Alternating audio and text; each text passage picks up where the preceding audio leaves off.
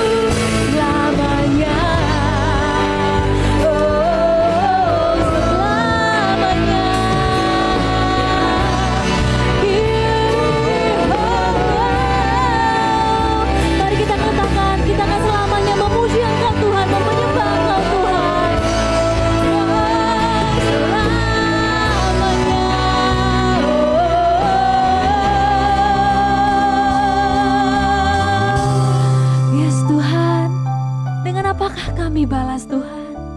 Dengan apakah yang dapat kami berikan kepada Engkau Tuhan? Tuhan, kami hanya dapat memuji Engkau, menyembah Engkau Tuhan.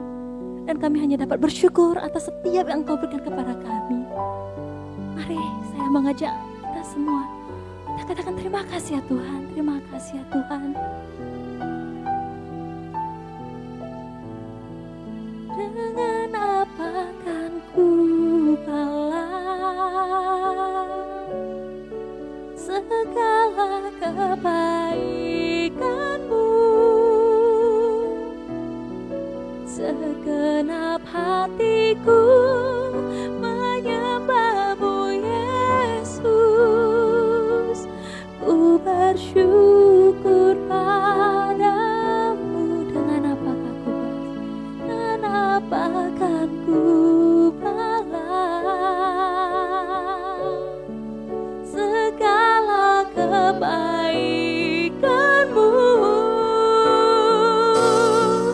Segenap hatiku menyembah-Mu Yesus. Ku bersyukur padamu. Dengan apakah ku balas?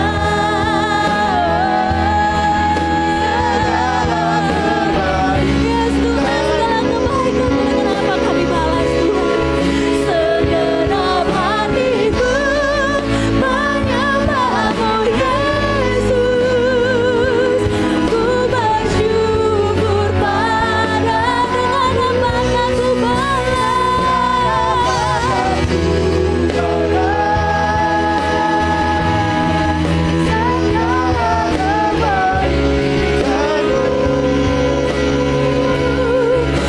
segenap hatiku menyembah-Mu Yesus. Ku bersyukur padamu selamanya. Yes Tuhan, kami ingin selalu bersyukur kepada Engkau. Kami selalu mengucapkan terima kasih kepada Engkau untuk setiap nafas, untuk setiap tubuh yang Kau berikan kepada kami dengan keadaan yang sadar Tuhan. Terima kasih ya Tuhan, terima kasih Yesus.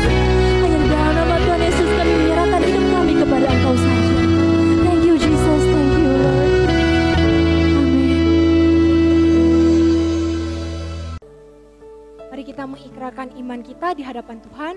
Setu信心，我信上帝全能的父，创造天地的主。我信我主耶稣基督，上帝的独生子，因圣灵感应，由童真理玛利亚所生，在本丢比拉多手下受难，被钉以十字架，受死埋葬，第三天从死人中复活升天，坐在全能父上帝的右边，将来必从那里降临，审判活人死人。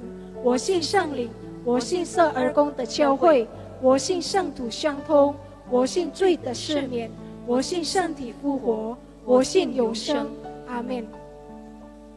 主祷文：我们在天上的父，愿人都尊父的名为圣，愿父的国降临，愿父的旨意行在地上，如同行在天上。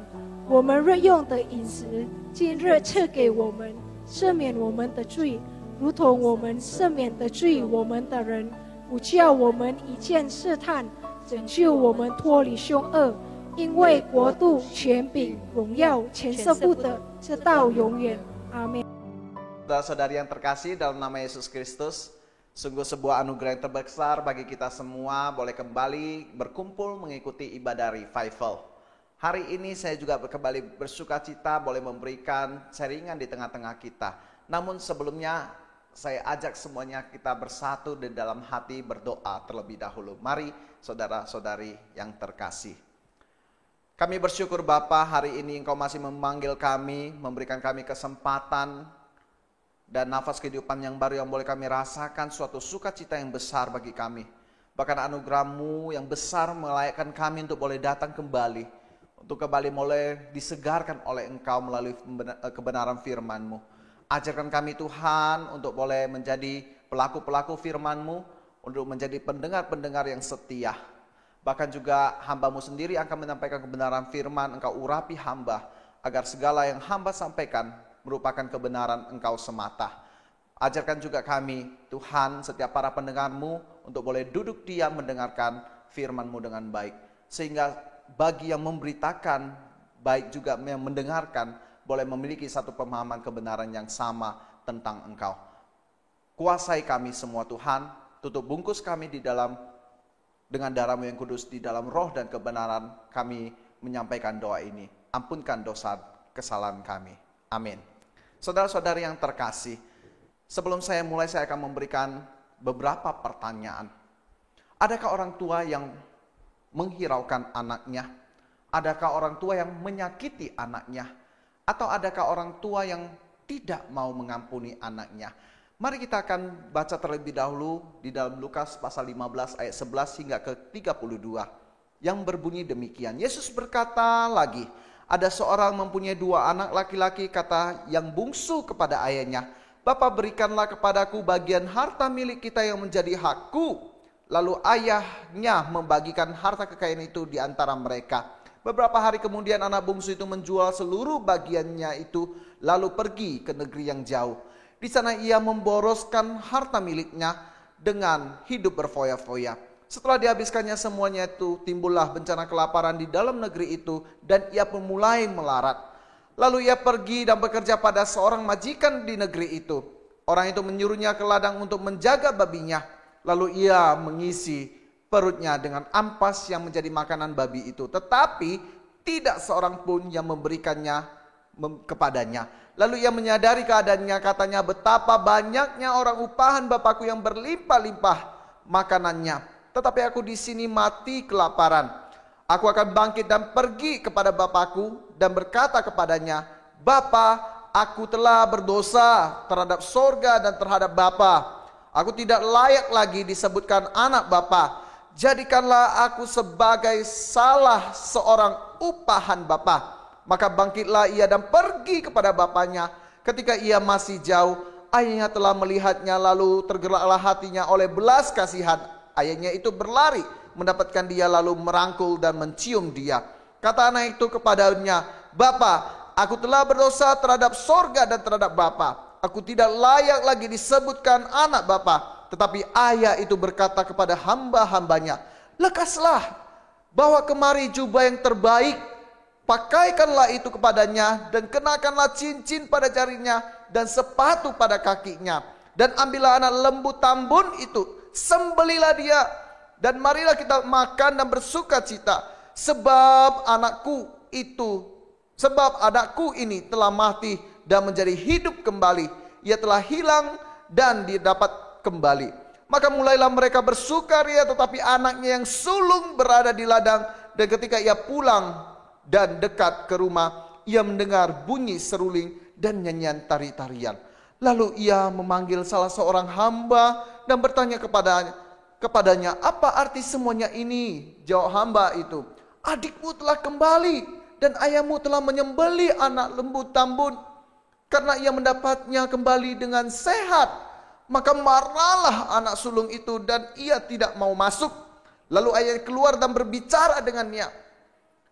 Tetapi ia menjawab ayahnya katanya, telah bertahun-tahun aku melayani Bapak dan belum pernah aku melanggar perintah Bapak. Tetapi kepada aku belum pernah Bapak memberikan seekor anak kambing untuk bersuka cita dengan sahabat-sahabatku. Tetapi baru saja datang anak Bapak yang telah memboroskan harta kekayaan Bapak bersama-sama dengan pelacur-pelacur. Maka Bapak menyembelih anak lembu tambun itu untuk dia. Kata ayahnya kepadanya, anakku, engkau selalu bersama-sama dengan aku, dan segala kepunyaanku adalah kepunyaanmu. Kita patut bersuka cita dan bergembira, karena adikmu telah mati dan menjadi hidup kembali. Ia telah hilang dan didapat kembali. Saudara-saudara yang terkasih, kisah perumpamaan anak hilang telah sering sekali kita dengar. Mungkin sekian kali, namun kisah ini menceritakan bagaimana ketika seorang anak yang telah jauh dari orang tuanya, ketika dia sadar akan kesalahannya, sang bapa mau kembali menerima anak yang hilang tersebut. Saudara-saudari yang terkasih, perumpamaan anak yang hilang berbicara mengenai pengampunan. Di sini kita akan bisa mempelajari ada 3 hal yang penting. Yang pertama, pengampunan menjadi kebutuhan dasar bagi setiap orang yang sadar. Di ayat 11 sampai ayat ke-21. Ketika si bungsu sewaktu meninggalkan rumah ayahnya serta kakaknya, dia melupakan mereka semua. Dan bahkan dia melupakan tanggung jawabnya di rumah. Dia merasa bebas karena dia telah memiliki bagian harta yang telah diwariskan oleh ayahnya. Dan dia menjual. Sehingga ketika dia mendapatkan harta warisannya, dia foya-foyakan. Dia hambur-hamburkan dengan para pelacur. Dengan hidup bermewah-mewah. Sehingga suatu ketika hartanya habis, dia pun mulai melarat. Dan pada saat itu, timbul suatu bencana kelaparan yang luar biasa. Yang membuatnya bingung. Yang membuatnya terkejut mendapatkan keadaan dia saat ini. Mungkin pada saat itu dia juga bingung mau berbuat apa lagi. Karena semua harta telah habis. Namun pada saat kebingungannya itu, dia tiba-tiba mencari jalan. Pergi kepada seorang majikan untuk bisa bekerja. Dan pada saat itu majikan tersebut menyuruhnya ke ladang untuk menjaga babi-babinya. Dan di sana dia dengan bersusah payah menyantap ampas babi, dikatakan di dalam perikop tadi, hanya untuk memenuhi kebutuhan perutnya saja. Namun beberapa majikan yang lewat tidak juga memberikan makanan tersebut, sehingga dia lapar, dia merasa capek waktu itu. Sehingga dia duduk pada saat itu. Dia duduk termenung. Dia melihat. Dia mengingat. Kalau saja saya masih tinggal di rumah bapakku. Bapakku itu punya banyak orang upah-upahan. Bapakku itu punya banyak makanan-makanan yang enak. Toh juga saya tidak akan menjadi seperti ini kembali. Saya juga akan menikmati. Saya juga akan merasakan suatu sukacita. Karena rumah Bapakku itu penuh dengan segala keperluan yang saya butuhkan. Seketika itu juga akhirnya membuat dia sadar. Membuat dia bangun terperanjak dari duduknya. Dan dia pun bergegas ingin menuju rumah Bapa. Apa yang terjadi saudaraku? Ketika dia bangun, bergegas untuk menuju rumah Bapa. Saudara yang terkasih, saat itu dia pun memiliki suatu kekuatan untuk kembali berlari pulang ke rumah Bapa. Bukankah perumpamaan ini sama seperti anak manusia? Semua anak-anak Tuhan yang diciptakan, manusia-manusia yang diciptakan oleh Tuhan, sama seperti kehidupan anak si bungsu, kehidupan anak yang hilang.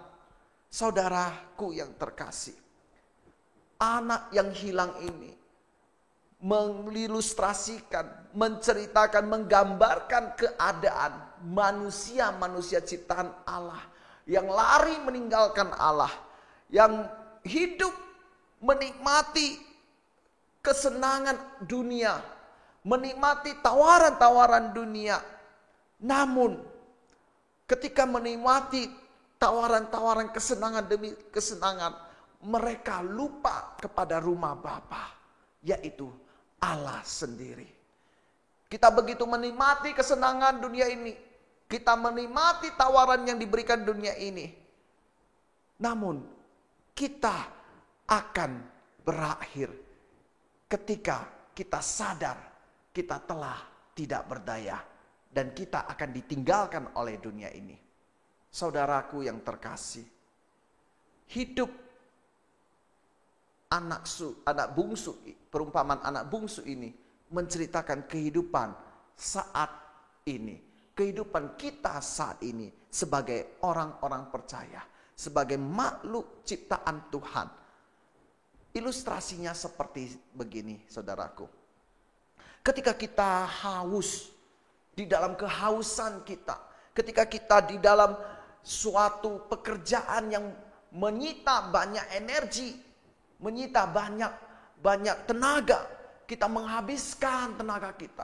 Pada saat itu kita sedang ingin menikmati, kita sedang ingin dilepas dahagakan oleh sebotol atau secangkir air. Demikian halnya pada saat itu si bungsu yang merasakan betapa enaknya hidup di rumah Bapa, dia haus, dia ingin segera berlari menuju ke rumah bapaknya. Karena dia tahu hanya di rumah bapaknya dia boleh melepaskan dahaga tersebut. Layaknya juga seperti seorang perempuan Samaria yang pada saat itu meminta kepada Yesus tentang air kehidupan. Di manakah air itu? Saya perlu air itu. Saudaraku yang terkasih, sudahkah kita butuh pengampunan? Karena pengampunan itu bagaikan air yang kita butuhkan. Setiap kehidupan manusia pasti tentunya membutuhkan air, bukan? Dan kita sebagai orang-orang percaya butuh yang namanya pengampunan. Karena pengampunan bisa melepaskan dari maut. Karena pengampunan yang diberikan Tuhan memampukan kita terlepas dari maut.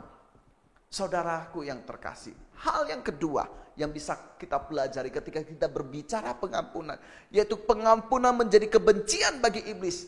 Ini terdapat di ayat yang ke-28 hingga ke-31. Bagaimana saudaraku yang terkasih, dikisahkan hati sang kakak begitu panas ketika melihat semua hal ini terjadi. Dia tidak bisa terima, dia tidak bisa melihat kenyataan yang ada. Hatinya benci. Saudaraku yang terkasih, hati yang benci merupakan celah bagi iblis untuk bisa menjatuhkan setiap manusia.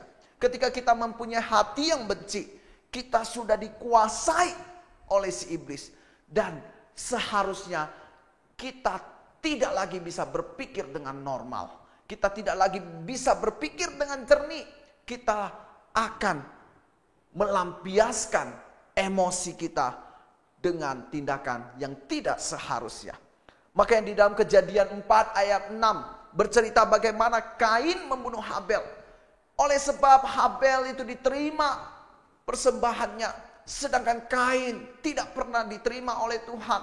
Dan itu membuat hati Kain panas, sehingga Kain dengan sebuah tindakan, yaitu membunuh adiknya Habel. Saudaraku yang terkasih, ini memberikan gambaran kepada kita. Iblis suka, iblis senang memakai cara demikian untuk membuat perselisihan di antara kita. Hati-hati saudaraku, ketika amarah masuk menguasai hidup kita, kita tidak mengejarkan kebenaran di hadapan Allah. Dalam Yakobus 1 ayat 20 berkata demikian, sebab amarah manusia tidak mengerjakan kebenaran di hadapan Allah. Allah sendiri bukanlah Allah yang pemarah. Sekalipun banyak sekali orang mengatakan, lah itu di Allah perjanjian lama, Allah yang penuh dengan kejam, Allah yang penuh dengan kemarahan. Bukan saudara. Bukan saudaraku. Allah di dalam perjanjian lama itu adalah Allah yang penuh dengan kasih, Allah yang penuh dengan keadilan, Allah yang penuh dengan kesetiaan. Jadi kita harus bisa membedakan antara murka dengan keadilan, antara amarah dengan kesetiaan. Sebab Allah adalah kasih, Allah juga adalah Allah yang setia. Dia juga akan menunjukkan keadilannya. Ilustrasinya sama seperti demikian saudara. Ketika seseorang pernah menyakiti hati kita dengan amat sangat, kita akan merasa kebencian, merasa suatu perasaan kebencian yang amat sangat. Dan bahkan juga kita akan berkata dalam hati kita, saya tidak ingin bertemu dengan orang itu. Saya tidak ingin berjumpa, apalagi melihat mukanya. Dengan demikianlah kita memiliki amarat yang hebat. Kita membenci dia. Karena kebencian, karena amarah merupakan celah bagi iblis untuk menjatuhkan kita. Yang membuat kita membenci saudara kita. Yang membuat kita berselisih dengan saudara kita. Hati-hati saudaraku. Pengampunan yang saya katakan tadi bisa menjadi kebencian bagi iblis sendiri. Lalu pertanyaannya, apakah kita sedang menyimpan sebuah kebencian terhadap saudara kita? Hal yang ketiga kita pelajari ketika kita berbicara masalah pengampunan. Pengampunan menjadi kunci kebahagiaan Allah bagi Allah. Pengampunan menjadi kunci kebahagiaan bagi Allah. Di ayat ke-22 hingga ke-27 dan ke-32 mengatakan hati sang bapa ketika bergembira ketika melihat anaknya pulang. Dia dengan senang, dia dengan bahagia menerima anaknya karena dia melihat anaknya sedang berlari menuju kepadanya. Dan dia menyongsong anaknya. Apa yang dikatakan pada saat itu? Ketika anaknya bergembira, bersuka cita. Anaknya berbahagia. Anaknya tidak lagi, sang bapa tidak lagi memikirkan apapun. Sang ayah hanya berlari. Mau menyongsong dia. Bahkan dia menyuruh upahan hamba-hambanya untuk segera menyiapkan barang-barang, yaitu jubah untuk dipakaikan. Dia suruh hambanya untuk menyediakan cincin untuk dikenakan dan sepatu untuk dipakaikan. Saudara, kalau berbicara jubah di dalam konteks perjanjian lama, itu bercerita mengenai sebuah jabatan khusus. Kalau berbicara cincin, saudara, itu mengilustrasikan, melambangkan atau menggambarkan suatu tanda kehormatan. Kalau itu sepatu, saudara, itu melambangkan suatu keindahan. Bagaimana bapa tersebut merelakan segala yang dia punya yang terbaik, memberikan kepada kita suatu pemahaman bagaimana perasaan orang tua, yaitu bapaknya ketika melihat anaknya yang telah lama meninggalkan dia. Dia ingin sekali menyerahkan semuanya untuk anaknya yang terbaik untuk si bungsu. Bapaknya begitu bahagia. Saya dapat merasakan betapa bersukacitanya bapak tersebut ketika dia melihat anaknya dan dia tidak lagi memikirkan apapun yang dia punya. Dan dia rela memberikan segalanya hanya untuk menyambut kepulangan sang bungsu. Seorang ayah tentunya akan sangat bahagia ketika melihat anaknya yang dikasihinya berpisah untuk waktu yang lama. Namun ketika kepulangannya, dia akan segera merangkul, bahkan dia akan segera mendekap. Dan dia tidak ingin melepaskannya. Itulah bentuk sebuah perasaan yang begitu ingin merasakan, ingin mendekap, tidak ingin menginginkan kepergian sang anak lagi, karena dia mendapatkan anak bungsu kembali. Hati seorang bapa merupakan hati yang bergembira ketika melihat kepulangan anaknya. Lalu bagaimanakah supaya diri kita bisa diterima dan diampuni? Saudaraku yang terkasih, jawabannya ada 3, saudara. D-A-B. Yang pertama, D itu datang kepada Tuhan. Yaitu Yesus meminta murid-muridnya bertolak ke seberang mendahuluinya. Dan murid-muridnya menggunakan perahu, namun sampai di tengah laut, perahu mereka diombang-ambingkan oleh angin sakal.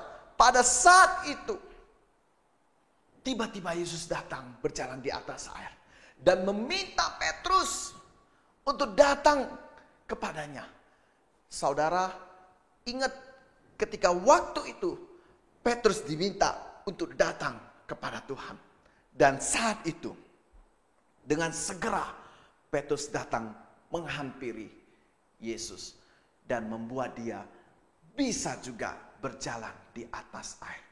Ketika ada satu dorongan, bukan hanya sebuah sikap yang ditunjukkan, namun juga dorongan hati. Bagaimana Petrus terdorong hatinya untuk mau segera datang menghampiri Tuhan. Yesaya 1 ayat 18 berkata, sekalipun dosamu merah seperti kirmizi, akan menjadi putih seperti salju. Sekalipun berwarna merah seperti kain kesumba, akan menjadi putih seperti bulu domba. Tuhan akan menerima kita apa adanya.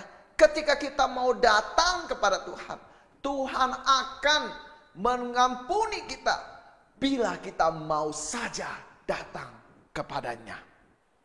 Sungguh, bila kita mau datang mencari Tuhan, Tuhan pasti menerima kita apa adanya. Yang kedua, akuilah kesalahanmu. Dalam Imamat 16 ayat 21 berkata, ketika bangsa Israel berbuat salah, sebagai bangsa yang tenggar tengkuk, yang seringkali mendukakan hati Tuhan, kasih Tuhan tidak pernah berkekurangan. Bahkan ketika mereka membutuhkan apapun mereka dicukupkan. Namun mereka tidak pernah bersyukur. Sekalipun mereka tidak pernah bersyukur, Tuhan juga tetap menunjukkan belas kasihannya. Sampai-sampai ketika mereka melakukan suatu perkara yang besar, dosa yang besar, mereka datang harus dengan membawa sebuah korban persembahan. Dan ketika mereka membawa korban persembahan tersebut, maka Nabi Harun harus menumpangkan tangannya di atas korban persembahan tersebut. Korban persembahan tersebut merupakan sebuah lambang bagi bangsa Israel untuk melepaskan segala pelanggaran, untuk menghapuskan segala pelanggaran yang telah mereka perbuat. Sama seperti halnya saat ini. Yesus telah mati bagi kita. Yesus telah mau mati bagi kita karena Dia yang ditimpakan segala dosa dan kesalahan kita. Pelanggaran-pelanggaran kita buat ditimpakan di dalam hidupnya, di dalam tubuhnya, sehingga Dia mau mati demi engkau dan saya. Saudaraku yang kekasih, ketika kita mau datang dan mau mengakui, Tuhan akan mengampuni. Dalam Yesaya 1 Yohanes 1 ayat 9 berkata, jika engkau mengaku dosa kita, jika kita mengaku dosa kita, maka Ia adalah setia dan adil, sehingga Ia akan mengampuni segala dosa kita dan menyucikan kita dari segala kejahatan. Yang berikutnya, B, bertobat. Sepanjang kita perjanjian lama, bangsa Israel menjadi bangsa pilihannya Allah dan jatuh bangun di dalam mengikuti Tuhan. Mereka sehingga harus menjadi bangsa tawanan bangsa-bangsa lain. Semuanya itu mereka terpelihara oleh Tuhan. Namun berkali-kali mereka mengulang demi mengulang kesalahan demi kesalahan, pelanggaran demi pelanggaran. Inilah membuat mereka yang tidak menjadi bangsa yang bertobat. Namun pengampunan Tuhan tetap ada, asalkan mereka mau datang saja dan berbalik kepada jalan Tuhan. Di dalam kehidupan saat ini, kita saat ini, bukankah kita juga sering jatuh di dalam dosa? Bukankah kita juga sama melakukan pelanggaran demi pelanggaran, kesalahan demi kesalahan? Namun siapapun, apapun kita adalah manusia yang berdosa. Status kita sebagai orang Kristen bukanlah jaminan kita terlepas dari pelanggaran dan kesalahan kita. Kita juga bisa jatuh. Kita juga bisa jatuh di dalam pelanggaran kita. Kita juga bisa jatuh di dalam kesalahan kita. Yang terpenting adalah ketika engkau mau bertobat sungguh-sungguh dengan hatimu, engkau mau menyatakan pertobatan, engkau pasti akan diampuni.